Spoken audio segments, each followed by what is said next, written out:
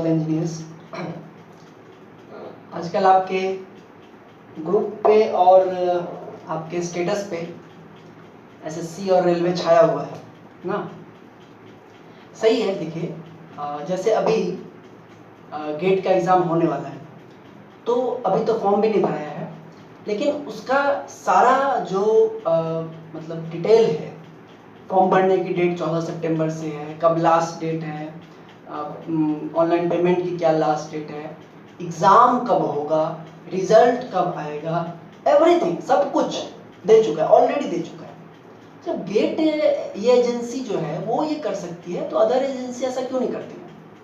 लेकिन इतनी लेट लतीफ़ी और इतना ज़्यादा डिले गलत है, बिल्कुल गलत है। और इसके खिलाफ नहीं स्टूडेंट ने आवाज़ उठाएगा तो कैसे होगा ना। करेक्ट, सही है, आप लोग इसमें हेल्प कीजिए। गवर्नमेंट कई सारी अच्छी चीज़ें कर रही हैं, लेकिन स्टूडेंट के साथ ये रवैया ठीक नहीं है। जो एजेंसीज हैं, एसएससी हैं या रेलवे हैं, इनके खिलाफ कठोर एक्शन लेना चाहिए, है ना, ताकि सब कुछ टाइमली हो, इतना डिले ना हो। मानते हैं कोविड है, बट चीज़ें चल रही हैं, है ना, और जो पॉसिबल है वो करना चाहिए। बिल्कुल ऐसे सुसुप्त अवस्था में सब कुछ है ख़त्म बिल्कुल लग रहा है, तो सही हो रहा है, अच्छा हो रहा है। आप लोग भी इसमें ट्वीट कीजिए। ट्वीट करने से ट्रेंडिंग नंबर 1 पे आने से असर पड़ता है। जैसा आप देखिए सुशांत सिंह केस में भी काफ़ी दिनों तक उसको ट्रेंडिंग 1 था, तो काफ़ी असर पड़ा। फिर नीट जेईई में भी हालांकि गवर्नमेंट नहीं मानी, लेकिन फिर भी मामला तो उसके पहुंच तक पहुंचा। इसलिए इसमें आप लोग हेल्प कीजिए। गलत नहीं, हम भी कल ट्वीट करेंगे, है ना, मतलब रीट्वीट कर देंगे इस को, तो इस पर कीजिए, ठीक है, ताकि ये जो डोरमेंट स्थिति है ये थोड़ा चेंज हो, ठीक है ना। गवर्नमेंट इसके ऊपर हार्ड एक्शन ले और जल्दी चीज़ें हों। हम लोग टेक्निकल के हैं, लेकिन फिर भी ये जो है अपना ही है सारा कुछ। अब आइए अपने इसको देखते हैं, स्टेट स्पेस एनालिसिस। इसमें 2 दिन और लगेगा स्टेट स्पेस एनालिसिस में, मतलब एक दिन ये और वो ऑब्जर्वेबिलिटी कंट्रोलेबिलिटी में, और फिर उसके बाद एक दिन और लगेगा आपको मेटाडाइन एम्प्लीडाइन, ठीक है ना। उसके बाद फिर आपका पावर इलेक्ट्रॉनिक्स स्टार्ट हो पाएगा, तो थोड़ा 2-3 दिन का है, इसमें वेट कर लीजिए, ख़त्म ही कर देते हैं इसको। अब इसमें देखिए कल टाइप 3 में चूँकि मैट्रिक्स का थोड़ा सा एक चीज़ मेरे दिमाग से निकल गया था, इसलिए थोड़ा सा उसमें मिस्टेक हुआ है, तो उसको आप करेक्ट कर लीजिएगा, है ना। आपका ये असर बार बार नोट ही गंदा हो रहा है, तो एक बार झाजी के कारण हुआ, एक बार मेरे कारण भी बर्दाश्त कर लो। क्या है, देखिए मैट्रिक्स का एक रूल होता है कि उसमें कॉम्यूटेटिव प्रॉपर्टी नहीं चलती है ना। ऐसा नहीं है कि एक matrix A into matrix B is not equal to B into A, ये नहीं होता है। इसका रूल है मैट्रिक्स का, ये नहीं होता है ऐसा। A इंटू B करेंगे equal to B into A नहीं होता है। और कल और एक और चीज़ कि जो इन्वर्स होता है वो पहले मल्टीप्लाई होता है, ये भी एक रूल है। देखिए कल जो हमने इसको टाइप 3 के क्वेश्चन को डिराइव किया, xt dot equal to axt plus but, इसका लैपलेस ट्रांसफॉर्म लें तो sxs माइनस x0, ठीक है, axs प्लस bus, axs इधर ले आए तो sxx minus axs equal to x0 plus bus। इसमें से एक्सेस कॉमन लें तो s माइनस ए ना होकर के क्या है, si माइनस ए, ठीक है ना। si माइनस आई बताया था आपको आइडेंटिटी मैट्रिक्स है, equal to x0 plus b। अब क्या है कि जब आप इस si माइनस को इधर ले जाएंगे ना, ठीक है, तो यहाँ पर 2 पॉसिबिलिटी है। जैसे कि लास्ट क्लास में हमने किया था कि xs इक्वल टू लिखा था x0 upon si minus A plus bus upon si minus A. उसके बाद जब इसको ऊपर लाए थे तो इस तरह से लिख दिए थे, ऐसे लिखे थे x0, एक को हम ऐसे लिख देते शायद, जैसा आपको ध्यान में रहा है, si माइनस से इनवर्स x0, और इसको लिख देते bus into si minus A inverse. तो ये बाद में होगा, मतलब जब ये इनवर्स के रूप में जाएगा तो ये पहले मल्टीप्लाई होगा या बाद में मल्टीप्लाई होगा, इससे बहुत असर पड़ता है। जैसा मैंने कहा कि कॉम्यूटेटिव लॉ नहीं होता है कि पहले si इनवर्स मल्टीप्लाई हो जाए b से वो, और b पहले और si इनवर्स बाद में हो, ये दोनों सेम बात नहीं है। और रूल क्या कहता है, रूल ये ये कहता है कि जब भी इनवर्स आएगा तो वो पहले मल्टीप्लाई होगा। एक मिनट, तो ये SI माइनस ए जो इनवर्स है वो पहले मल्टीप्लाई होगा, ठीक है ना। तो ये पहले मल्टीप्लाई होगा, यहाँ पर भी पहले होगा। उसके बाद आउटपुट इक्वेशन का लैप्लास इनवर्स लेंगे, ऐसा लैप्लास ट्रांसफॉर्म लेंगे, कुछ ये आएगा। और एक्सेस की जो वैल्यू यहाँ से मिली उसको यहाँ पे पुट करेंगे, जो हम यहाँ पर किए हैं। और उसके बाद फिर जीरो इनिशियल कंडीशन लेके इस टर्म को खत्म करेंगे और ये टर्म कुछ इस तरह से आएगा, SI minus inverse into B into S. अब C इससे मल्टीप्लाई होगा तो इस तरह से होगा, C into SI minus A inverse into B. Last बार में गलती ये हुई कि B यहाँ था, अंतर पड़ जाएगा, है ना, अंतर पड़ेगा, क्योंकि वही बात है, कॉम्यूटेटिव लॉ नहीं लगता है और इनवर्स पहले मल्टीप्लाई होता है। तो ये सही है, ठीक है। ये हो गया C एडजॉइंट। ये नोट्स में थोड़ा सा इसको चेंज कर लीजिए, B यहाँ ना हो करके यहाँ होगा। और ये होगा आपको actual formula for calculating the transfer function. तो ये इसको आप एक बार कॉपी कर लेंगे, this is the correct one. अब इस पे हम लोग एक न्यूमेरिकल करते हैं, ठीक है, कि कैसे अगर हम लोगों को स्टेट इक्वेशन और आउटपुट इक्वेशन दिया हुआ हो तो कैसे निकालेंगे ट्रांसफर फंक्शन। ये क्वेश्चन है कि कोई ट्रांसफर फंक्शन है जिसका स्टेट इक्वेशन ये है और आउटपुट इक्वेशन ये है। उस ट्रांसफर फंक्शन का उस सिस्टम का एस डोमेन में ट्रांसफर फंक्शन क्या होगा ये निकालना है। तो फॉर्मूला ध्यान में रखिए, C into adjoint SI minus A into B by determinant SI minus A plus D. अब आपको यहाँ दिया हुआ क्या क्या है, क्या होता है, x equal to A X plus B U होता है, तो ये आपका a है और ये क्या है, b है। y equal to C X plus D U होता है, तो c आपका ये है और d कुछ है नहीं, तो मतलब d 0 है, तो वो हम लोग गिवन लिख दिए। अब इस फार्मूला के लिए आपको c तो पता ही है, b भी पता है, लेकिन d तो 0 ही है, तो इसका कोई बात ही नहीं। निकालना होगा आपको एडजॉइंट और SI माइनस ए का डिटर्मिनेंट। तो सबसे पहले देखते हैं, देखिए ये A जो है ये 2 क्रॉस 2 का मैट्रिक्स है, तो इसके लिए जो आइडेंटिटी मैट्रिक्स जो यूज करेंगे वो भी 2 क्रॉस 2 का ही होगा।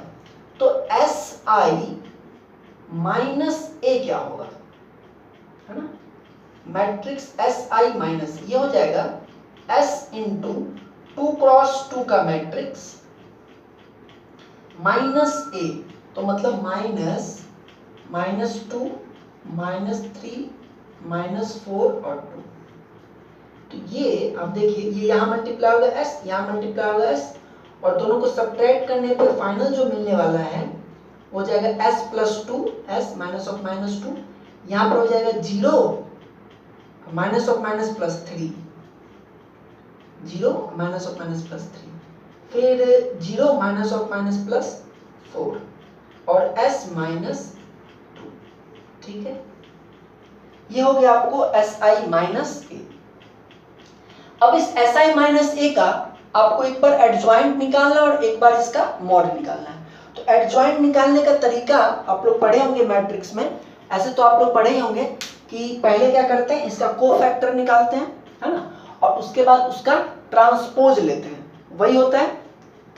ध्यान होगा आपको, अगर हम कोफैक्टर इसका करें तो एक्चुअली आप लोगों को पता होगा ये, इसका एक और भी शॉर्टकट तरीका है, लेकिन देख लीजिए कोफैक्टर इसका क्या होगा, इसका कोफैक्टर क्या होगा, इस रो को छोड़, इस कॉलम को छोड़ देंगे, इस रो को छोड़ देंगे, क्या हो जाएगा S माइनस 2, ठीक है। और आपको ये भी पता होगा कि हम लोग ऐसे लेते हैं, यहाँ पे प्लस होता है, यहाँ माइनस होता है, फिर यहाँ माइनस होता है, यहाँ प्लस होता है। इसका कोफैक्टर क्या होगा, इस रो को छोड़िए, इस कॉलम को छोड़िए, -4 होगा। इसका क्या होगा, इस रो को छोड़िए, -3 होगा। और इसका क्या होगा, S प्लस 2 होगा। अब इसका अगर ट्रांसपोज ले लें, मतलब रो को कॉलम बना लें, कॉलम को रो बना लें, तो क्या मिल जाएगा, एडजॉइंट मिल जाएगा। पढ़ेंगे आप, जिस सेमेस्टर में पढ़ाया हुआ s माइनस 2, ये रो पहला कॉलम बन जाएगा है ना, और ये रो दूसरा कॉलम बन जाएगा, ये इसका एडजॉइंट हो जाएगा। और इसका एक जनरल ट्रिक है, अगर 2 क्रॉस 2 मैट्रिक्स है तो ही ये ट्रिक वैलिड होता है। इसका जनरल एक ट्रिक ये है कि जो आपके डायगोनल एलिमेंट्स है ना, मतलब ये और ये, अगर 2 क्रॉस 2 मैट्रिक्स का एडजॉइंट निकालना है तो डायगोनल एलिमेंट्स को इंटरचेंज कर लीजिए और दूसरा जो इधर वाला है उस पर माइनस साइन लगा दीजिए, ये होता है ना। डायगोनल कोई भी 2 क्रॉस 2 मैट्रिक्स हो, उसका एडजॉइंट अगर तुरंत निकालना है बिना ये कोफैक्टर वगैरह किए हुए, तो डायगोनल एलिमेंट्स को इंटरचेंज कर लीजिए, जैसे यहाँ पे इंटरचेंज हो गया, और इधर वाले एलिमेंट पे माइनस लगा दीजिए तो डायरेक्ट आ जाएगा। ठीक है, चलिए खैर कोई बात नहीं। अच्छा, determinant of si minus a कितना होगा, मतलब इसका डिटरमिनेंट है ना, कितना हो जाएगा s plus 2 into s minus 2 minus 12, तो s square minus 4 minus 12 equal to s square minus 16। Okay, तो आपको एडजॉइंट का पता चल गया, ये पता चल गया, तो अब ys us आप निकाल सकते हैं। तो therefore ys by us equal to c कितना है 10 इंटू एडजॉइंट, ये कितना है s minus 2 minus 3 minus 4 s plus 2 और इंटू b 1 1 और divided by s square minus 16। हम आपको बताए थे कि कैरेक्टरिस्टिक इक्वेशन क्या होता है, इसका मॉडुलस इक्वल टू 0। तो कैरेक्टरिस्टिक इक्वेशन क्या है यहाँ, s square minus 16 equal to 0, मतलब s square equal to 16, s equal to plus minus 4, मतलब पोल लोकेशन यही है ना, प्लस माइनस 4। कैरेक्टरिस्टिक इक्वेशन का रूट सी क्या होता है, पोल लोकेशन। ठीक है, तो लेकिन हमको निकालना क्या है ys us। अब देखिए ये जो 1 क्रॉस 0 है, ये 1 क्रॉस 1 0 है, ये 1 क्रॉस 2 का है, ये 2 क्रॉस 2 का है और ये 2 क्रॉस 1 का है। मल्टीप्लिकेशन के लिए आपको पता होगा कि रूल है कि इसका जो कॉलम है वो इसके रो के बराबर होना चाहिए, और m क्रॉस n अगर होता है, और अगर ये m क्रॉस n का है तो इसको मल्टीप्लाई होने के लिए n क्रॉस p या कुछ होना चाहिए इस तरह से, तो जो रिजल्टेंट होता है वो m क्रॉस p होता है। पढ़े होंगे आप। तो देखिए अब इसको मल्टीप्लाई करके आंसर निकालते हैं। मेरा ये कहना है कि अगर एक मैट्रिक्स है जो कि m क्रॉस n का है और ये मल्टीप्लाई तभी होगा जब इसका रो कितना होगा n क्रॉस समथिंग, मान लीजिए p होगा, इसका कॉलम इसके रो के बराबर होना चाहिए तभी मल्टीप्लाई होगा, और मल्टीप्लाई होकर जो रिजल्टेंट आएगा वो m क्रॉस p का आएगा। सही है, तो यहाँ पे सबसे पहले हम लोग इसको इससे मल्टीप्लाई करेंगे। तो देखिए ये है 1 क्रॉस 2 का और ये है 2 क्रॉस 2 का, तो इनका मल्टीप्लाई करके जो आएगा वो 1 क्रॉस 2 का होगा। तो therefore ys upon us equal to 1 into s, मतलब कितना का आएगा 1 क्रॉस 2 का आएगा, एक रो 2 कॉलम का आएगा, और फिर वो मल्टीप्लाई होगा किससे 1 1 से। तो वैल्यू देख लेते हैं, 1 into s minus 2 plus 0 into minus 4, तो 0 इंटू माइनस 4 तो 0 हो जाएगा, 1 इंटू s माइनस 2 यहाँ पर आ जाएगा s minus 2। Similarly 1 into minus 3 और ये 0 इंटू 0 s प्लस 2 तो 0 हो जाएगा, 1 इंटू माइनस 3 तो यहाँ पर क्या आएगा माइनस 3, और फिर ये 1 क्रॉस 2 इस 2 क्रॉस 1 से मल्टीप्लाई हो सकता है, होगा ना, रो कॉलम इक्वल टू रो, और नीचे कितना है s स्क्वायर माइनस 16। तो लास्ट स्टेप में आपको निकल जाएगा transfer function ys upon us equal to s minus 2 into 1 s minus 2 और ये अच्छा ये देखिए ये है 1 क्रॉस 2 2 क्रॉस 1, तो इसका जो रिजल्ट है ना कितना होगा 1 into 1 1 क्रॉस 1 का होगा बस, s-2 into 1 s-2 और प्लस -3 यानी यहाँ हो जाएगा s-5 by s² -60, this is your answer. ठीक है, तो अगर किसी सिस्टम का आपको स्टेट डायनेमिक इक्वेशन दिया हुआ हो और उससे आपको निकालना हो ट्रांसफर फंक्शन एस डोमेन में, ऐसे निकालते हैं यूजिंग दिस फॉर्मूला। और ध्यान ये रखना है कि फॉर्मूला क्या है, C into adjoint SI minus से इंटू बी। अगर आप इसमें इस सीक्वेंस को चेंज करेंगे तो आपका आंसर नहीं आएगा। इसी क्वेश्चन को अगर आप B को यहाँ रख के बनाने का प्रयास करेंगे नहीं आएगा, वो मल्टीप्लाई ही नहीं होगा, ये रूल ही नहीं अलाउ हो पाएगा। तो इसका यही है C into adjoint SI minus से इंटू बी। ठीक है, और उस तरह से ये क्वेश्चन बनेगा। और भी क्वेश्चंस आपके नोट्स में हैं, उनको आप देख लीजिएगा। आइए नेक्स्ट टॉपिक स्टार्ट करते हैं। वो क्या है, देखिए अभी हमने ये ट्रांसफर फंक्शन निकाल लिया। अभी तक जैसे आपको स्टेट इक्वेशन अभी जो दिया था yt करके दिया था ना, yt इक्वल टू कुछ मैट्रिक्स के फॉर्म में दिया था, cxt प्लस dut ऐसे होता है। लेकिन अब जो हमारा अगला जो पार्ट है, धीरे धीरे हम लोग आगे बढ़ रहे हैं, तो अब हमको क्या चाहिए कि yt का एक्सप्रेशन चाहिए। अभी तो yt अभी भी yt का एक्सप्रेशन ही है yt, लेकिन मैट्रिक्स के फॉर्म में, yt equal to cxt plus dut matrix के फॉर्म में, c और d मैट्रिक्स है। अब हमको yt का एक्सप्रेशन चाहिए कि आउटपुट टाइम के साथ कैसे वैरी कर रहा है, साइनोसॉइडल वैरी कर रहा है, कोसाइन से कर रहा है कि लीनियर है कि किस तरह का है। तो हमको एक डायरेक्ट एक रिलेशन चाहिए, एक्यूरेट मैट्रिक्स वगैरह के फॉर्म में नहीं, एक रिलेशन चाहिए आउटपुट का। वो कैसे पता करें, तो वो जो टॉपिक है आपका, वो हमारा अगला टॉपिक है सॉल्यूशन ऑफ स्टेट इक्वेशन। और उसमें हम लोग देखेंगे स्टेट ट्रांजिशन मैट्रिक्स क्या होता है और वो कैसे निकलता है, और फिर उसके न्यूमेरिकल्स करेंगे। Just 1 minute.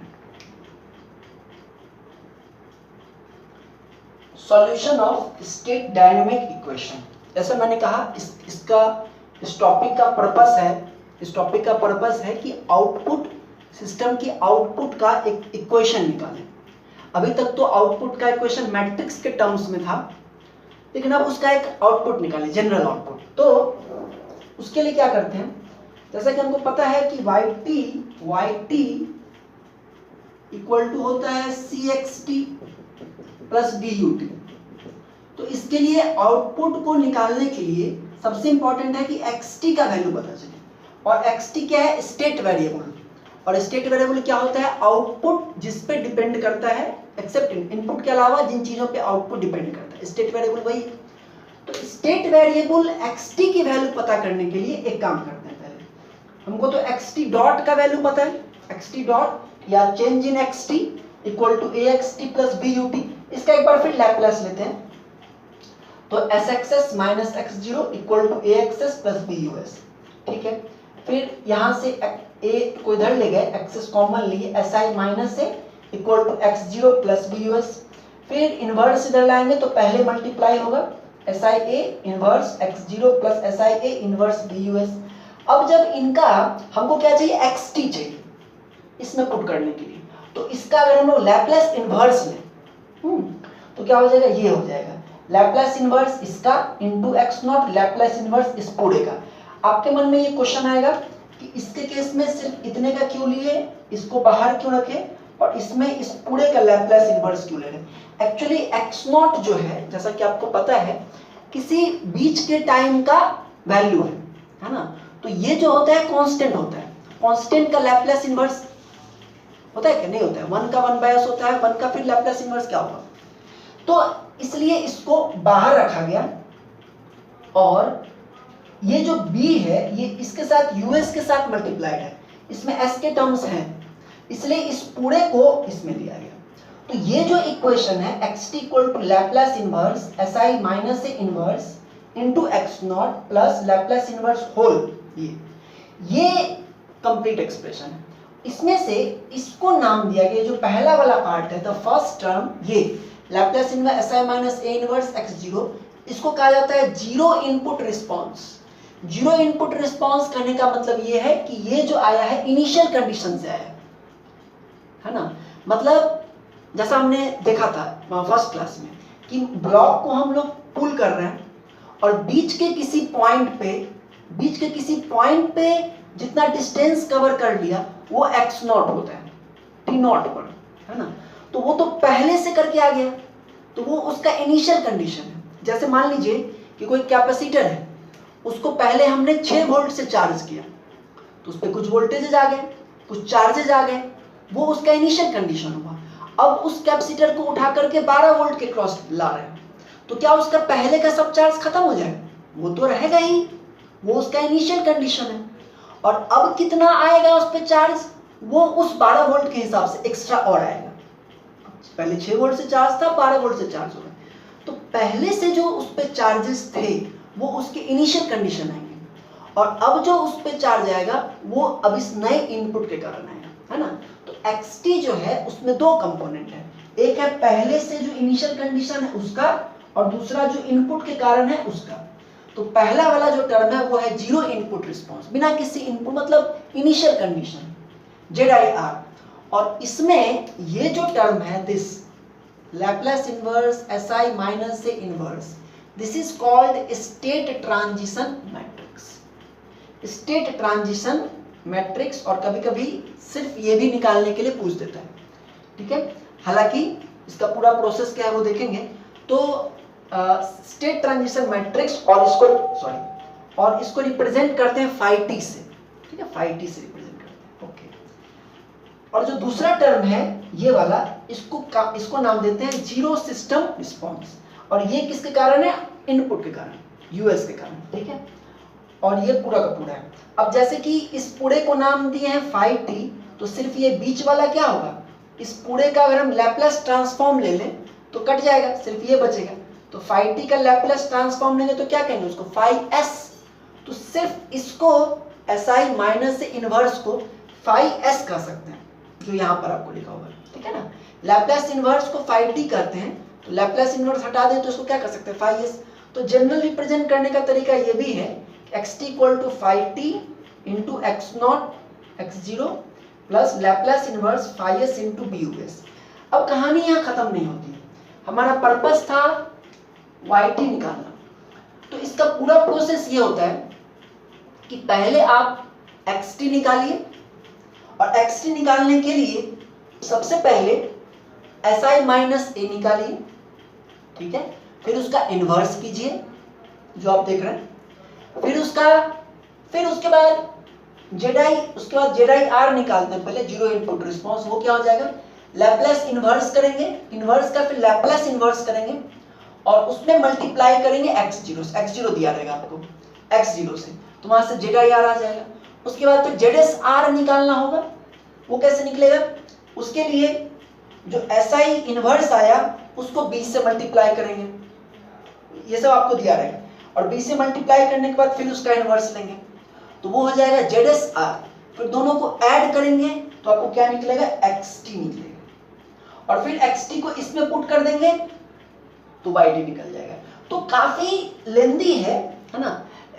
YT निकालने का जनरली कभी नहीं पूछा जाता है, या तो आपको दे करके XT पूछ देगा, या सिर्फ स्टेट ट्रांजिशन मैट्रिक्स पूछ देता है, या सिर्फ ZIR पूछ देता है। तो इस तरह से है, तो ये काफी लंबा है, स्टेप वाइज है, जो स्टेप्स आपको नोट्स में मिल जाएगा, जो मैंने बताया भी आपको कि पहले SI माइनस a निकालिए, फिर इसका इनवर्स कीजिए, फिर ZIR निकालिए लैप्लास इनवर्स करके, है ना, उसका ZSR निकालिए, फिर दोनों को ऐड कीजिए, और फिर इस इक्वेशन में पुट करके YT निकालिए। पूरा प्रोसेस तो ये है, हालांकि काफी लेंथी जाता है प्रोसेस। तो अभी हम लोग एक क्वेश्चन करेंगे इस पर, ताकि आपको कुछ आइडिया हो जाए कि कैसे इसका होता है, और उस क्वेश्चन में आप लोग देखिएगा कि YT का एक जनरल एक्सप्रेशन आएगा, ठीक है, जनरल एक्सप्रेशन आएगा। तो ये आप नोट कर सकते हैं, आपको नोट्स में भी चला जाएगा ये, ठीक है ना, और ये गलत नहीं होगा, हाँ, दैट इज डबल चेक। तो आइए क्वेश्चन करते हैं इस पर। ये क्वेश्चन है, आपको YT निकालना है किसी सिस्टम का जिसका कि स्टेट इक्वेशन दे रखा है x dot equal to 0 1 minus 2 0 x, output दे रखा है माइनस माइनस 1 x, मतलब यहाँ पर a दिया हुआ है, b 0 है, इस तरह से क्वेश्चन देगा ताकि आसान पड़े, तो सब दे देगा तो बहुत लंबा पड़ेगा, है ना। तो ये आपको यहाँ पे b 0 दे रखा है और c दिया है, फिर d 0 दे रखा है, और आपको x 0 की वैल्यू दे दी है ना, b equal to 0 and d equal to 0, ये सब 0 दे दिए। तो टोटल yt तो निकालना हम जानते ही हैं, लेकिन पहले x2 तो निकालना है। तो स्टेप 1 में ये है कि आप si माइनस a इनवर्स निकालिए, हर जगह इसका काम है। तो हमने si माइनस a पहले निकाला, कैसे आपको पता ही है, 2 क्रॉस 2 का ये है, तो 2 क्रॉस 2 का आइडेंटिटी मैट्रिक्स लिए, ये SS हो गया, माइनस a, तो a तो ये है, तो इसको माइनस किए तो ये आ गया, ठीक है। उसके बाद इनवर्स, तो हम डायरेक्ट इसका एडजॉइंट निकाल लिए, डायगोनल वालों को इंटरचेंज करना था, तो ये दोनों तो SS ही है, तो उसको वही रहने दिए, और जो इधर वाले हैं उनका साइन चेंज करना था, तो इसको प्लस कर दिए, इसको माइनस कर दिया, हो गया, यही एडजॉइंट आएगा। आप करके देख लीजिएगा, ट्रांसपोज वगैरह यही आएगा। मैग्नीट्यूड इसका देखिए, s square minus of minus 2 plus 2 हो जाएगा, s स्क्वायर प्लस 2 हो गया। तो SI इनवर्स क्या हो गया, दिस बाय दिस, इसको अंदर ले जाएंगे तो ये कुछ ऐसा आएगा, इसको हर टर्म से डिवाइड कर सकते हैं ना, तो s by s square plus 2, 1 by s square plus 2 minus 2 by s square plus 2, s by s square plus 2। तो पहला स्टेप ये था। सेकेंड स्टेप में ये है कि ZIR निकालिए, क्योंकि ZIR निकलेगा, फिर ZSR निकलेगा, फिर दोनों ऐड होगा तब तो XT निकलेगा। तो पहला स्टेप है ZIR निकालिए, और ZIR का फॉर्मूला क्या होता है, ये होता है Laplace inverse SI minus a का इनवर्स इनटू x0। तो Laplace inverse into SI minus a inverse, ये कितना होगा, मतलब कि इसका इनवर्स लेना है इस टर्म का, है ना।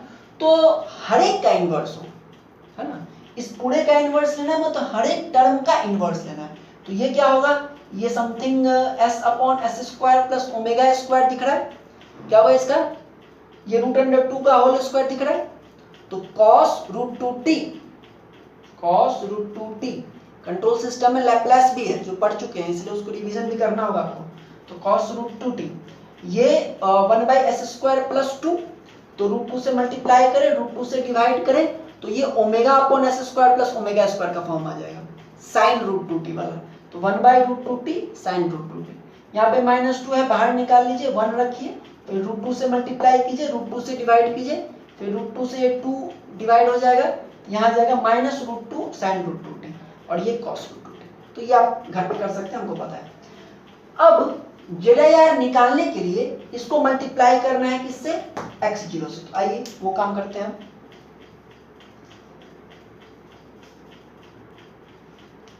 तो इसको जब हम लोग x0 से मल्टीप्लाई करेंगे तो ZIR मिलेगा, तो ZIR इक्वल टू हम ये रख दिए हैं, यही क्या है, यही है आपका phi-t, स्टेट ट्रांजिशन मैट्रिक्स। अब इसको आप 1 से x0 से मल्टीप्लाई कीजिए, 2 क्रॉस 2 का, ये 2 क्रॉस 1 का है, रिजल्टेंट जो आएगा वो 2 क्रॉस 1 का हो जाएगा, cos root 2t into 1 plus 1 by root 2 sine root 2t, ये हो जाएगा, फिर minus root 2 sine root 2t into 1 plus cos root 2, ये हो जाएगा, ठीक है। अब देखिए आप ZIR तो निकाल लिए, XT निकालने के लिए भी और क्या निकालना है, ZSR निकालना है ना। Let's see now step 3, find ZSR equal to Laplace inverse SI minus a inverse BUS।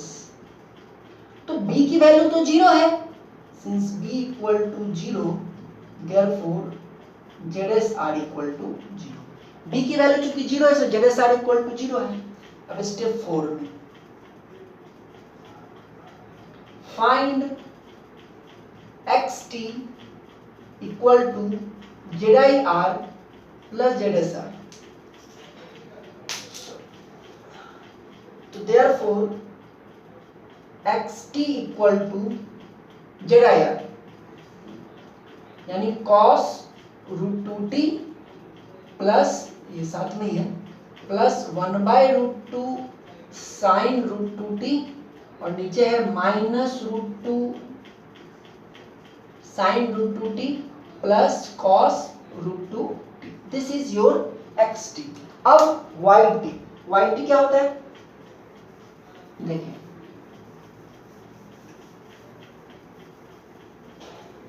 yt step 5 last step,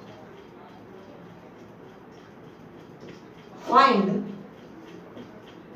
yt equal to cxt plus dut। तो since d equal to 0, question में d तो दिया नहीं है, d equal to 0 है ना, तो therefore yt equal to d 0 है, तो yt इक्वल टू cxt, और c आपको दिया है -1 लिखा गया था शायद गलती से, असल में ये 1 -1 है, ठीक है, 1 -1, तो 1 -1 और इधर ये आपका cos √2t plus 1/√2 sin √2t, और यहाँ पर है -√2 sin √2t plus cos √2t, correct ना, ठीक है। अब आप दोनों को मल्टीप्लाई कीजिए, देयरफॉर yt इक्वल, देखिए ये जो है ये 1 क्रॉस 2 का है और ये 2 क्रॉस 1 का है, तो इसका रिजल्टेंट जो आएगा वो 1 क्रॉस 1 आएगा, तो 1 इंटू दिस होल, अब माइनस से ये पूरा मल्टी क्या हो जाएगा, देखिए cos √2t plus 1/√2 sin √2t, और माइनस माइनस प्लस, तो plus √2 sin √2t minus cos √2t, तो ये plus cos √2t minus cos √2t cut जाएगा, तो देयरफॉर yt इक्वल टू, देखिए √2 sin √2t प्लस 1/√2, तो दोनों को आप ऐड कर सकते हैं, और ऐड करके आपको कुछ आंसर इस तरह से आ जाएगा, √2 प्लस 1/√2 sin √2t, अब √2 प्लस √2 क्या हो जाएगा, 2 प्लस 1 3, तो 3/√2 sin √2t आंसर, देखिए आप। तो कहने का मतलब ये है कि ये ऐसा सिस्टम था जिसका कि आउटपुट टाइम डोमेन में जो आउटपुट है वो क्या साइनोसॉइडल है, 3/√2 sin √2t, t की वैल्यू पुट करेंगे इतने सेकंड बाद इतना आउटपुट, इस तरह से। तो ये तरीका है आउटपुट को निकालने का टाइम डोमेन में by the help of state equation. State equation use करके और ZIR ZSR ये सब निकाल के आप आउटपुट का एक्सप्रेशन टाइम डोमेन में निकाल सकते हैं, समझ में आ गया। तो ये कुछ क्वेश्चंस हैं, और कुछ क्वेश्चंस आपको नोट्स में मिल जाएंगे, ढेर सारे क्वेश्चंस, तो आप उसको प्रैक्टिस कीजिए, क्योंकि पूछ सकता है ना, स्टेट स्पेस में पूछने को कुछ भी पूछ सकता है। तो ये था टाइप, आई थिंक टाइप 3 तो था YS ट्रांसफर फंक्शन निकाल, ये टाइप 4 था, है ना, जिसमें कि हम लोग YT निकालते हैं, ठीक है। अब इसके बाद जो नेक्स्ट है वो एक अलग ही टॉपिक है, मतलब इसी का है, स्टेट स्पेस अप्रोच का ही है, ऑब्जर्वेबिलिटी एंड कंट्रोलेबिलिटी, तो उसको पढ़ेंगे, वो लास्ट टॉपिक होगा स्टेट स्पेस अप्रोच का, और उसके बाद आपका मेटाडाइन और एम्पीडाइन, तो 2 दिन और आप इस पे वेट कर लीजिए, ठीक है, उसके बाद पावर इलेक्ट्रॉनिक्स स्टार्ट करेंगे। इन क्वेश्चंस को प्रैक्टिस कीजिए और वर्क कीजिए, आपका एग्जाम होगा जरूर, लग रहा है, कब तक पता नहीं।